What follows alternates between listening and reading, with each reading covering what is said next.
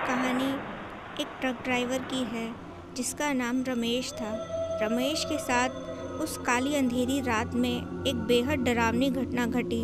वो नहीं जानता था कि उसका ये सफ़र ज़िंदगी में सबसे खतरनाक और खौफनाक सफ़र होने जा रहा है। रमेश अपने एक सहायक, जो कि उसका काफ़ी अच्छा दोस्त भी था, उसके साथ अपने इस सफ़र की यात्रा को शुरू करता है। ये दोनों जो थे मुंबई जा रहे थे। इस ट्रक में जो था बेहद सारा सामान, बेशकीमती सामान था, मूर्ति वगैरह जैसी चीज़ें कुछ थी जिसको इन्हें जो था मुंबई लेकर जाना था। लगभग ये जो थे आधा रास्ता पार कर चुके थे। यहाँ पर रमेश अपने उस दोस्त के साथ हंसी मजाक बातचीत कर रहा था। तो यहाँ पर जो उसका सहायक था उसने कहा, वैसे यार आज की रात कुछ अजीब सी नहीं है। मैंने पहले कभी ऐसी रात का एहसास नहीं किया है। ऐसा लग रहा है जैसे कि बहुत मातमनुमा सा एहसास, सब कुछ एकदम शांत सा लग रहा है, बड़ा अजीब सा है।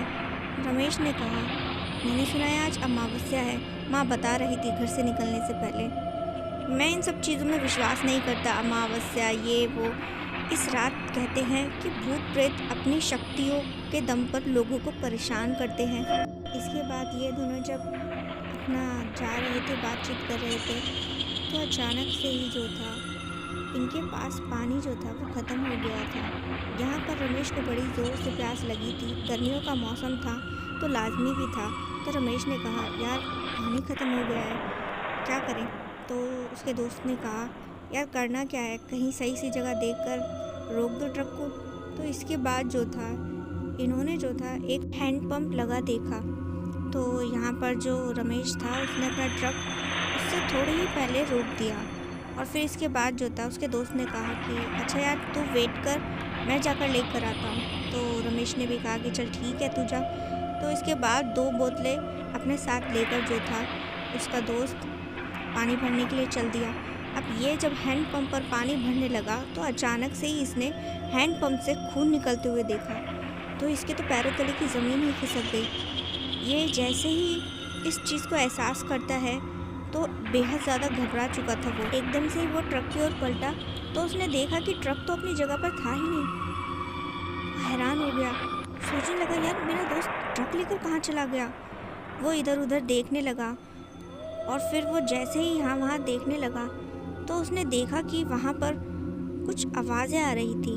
वो जैसे ही उन आवाज़ों के पीछे जाता है तो देखता है कि झाड़ियों के उस पार जो था एक पुराना सा शमशान था जहाँ पर कुछ चिताएं जल रही थी। ये देखकर एकदम से घबरा सा गया।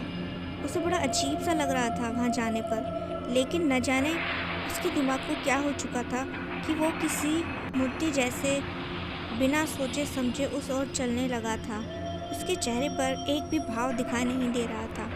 और फिर इसके बाद रमेश का वो जो दोस्त था जब शमशान में पहुंचा तो उसने देखा कि एक अघोरी वहां पर कुछ साधना कर रहा था, किसी जलती हुई चिता के चारों ओर चक्कर काट रहा था। उसे ये देख कुछ समझ नहीं आया और जब उसे होश आया तो उसने देखा कि वो शमशान में है। उसे ये सब अजीब लगा।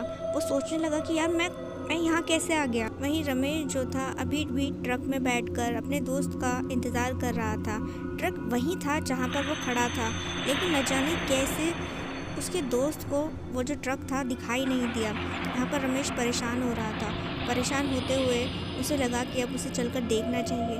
और फिर जब वो हैंड पंप तक पहुँचा तो उसने देखा कि बोतल जो थी वहीं पर पड़ी हुई थी, लेकिन उसका दोस्त गायब था। तभी रमेश ने अपने जेब से फ़ोन निकाल कर अपने दोस्त को फ़ोन किया। जब उसने फ़ोन किया तो वहाँ दूसरी ओर उसके दोस्त ने फ़ोन झट से उठा लिया।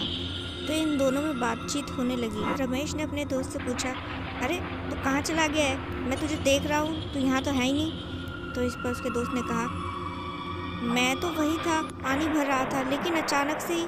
फिर जो उसका दोस्त था उसने सब कुछ बताया। तो रमेश ने कहा, क्या ऐसा कैसे हो सकता है, तू कहाँ है मुझे बता।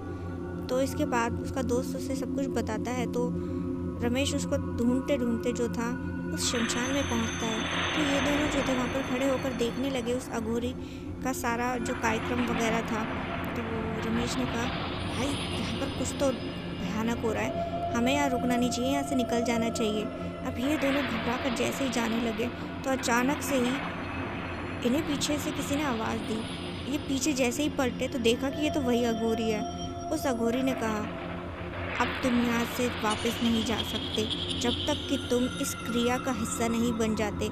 ये दोनों हैरान होकर उन बाबा को देखने लगे। उस अघोरी बाबा ने कहा कि अब तुम्हें भी इस क्रिया का हिस्सा बनना ही होगा और मेरी मदद करनी ही होगी, नहीं तो तुम्हें मैं ज़िंदा नहीं छोड़ूंगा।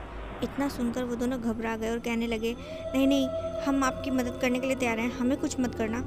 तो इसके बाद जो था वो अघोरी उन दोनों को उस चिता के पास लेकर पहुंचता है और कहता है, तुम दोनों यहीं खड़े रहो और जैसा जैसा मैं कहता हूँ वैसा वैसा ही करना। फिर ये जो अघोरी बाबा था इन दोनों से बड़ी अजीबोगरीब चीज़ें करवाने लगा, जिसको देखकर जो था वो दोनों तो कुछ समझ ही नहीं पा रहे थे, लेकिन जान की वजह से ये दोनों जो थे उस अघोरी बाबा की बातें मानते जा रहे थे। ये क्रियाएं बहुत ही विचित्र और अजीबोगरीब थी कि कोई भी इंसान इन्हें देखे तो घबरा ही जाए। और फिर इसके बाद वो जो अघोरी था उसने उस जलती चिता पर एक हांडी में कुछ पकाना शुरू कर दिया।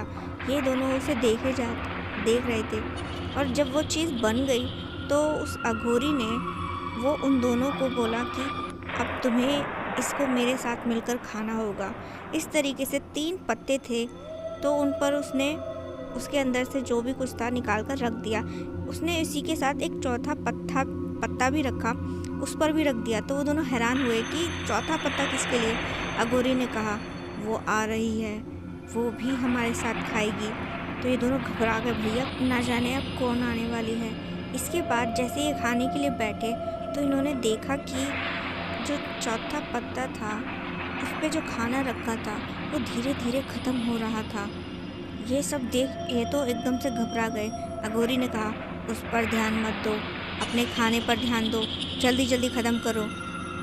तो इसके बाद जो था यहाँ पर ये सभी जो थे वो दोनों दोस्त और अघोरी वो धीरे धीरे खाना खाने लगे।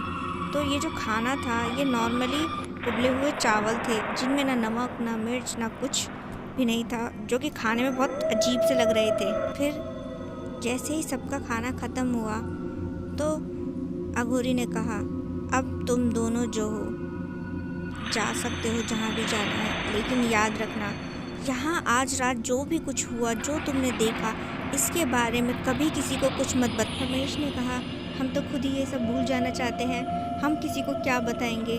और फिर इसके बाद जो था वो दोनों वहाँ से जैसे ही जाने लगे, अघोरी ने उन्हें कहा, चिंता मत करो, बहुत जल्द तुम इस सबको भूल जाओगे। और फिर ये दोनों जो थे वहाँ से निकल गए अपनी जान बचाकर, और इस तरह इन दोनों की जान बच गई।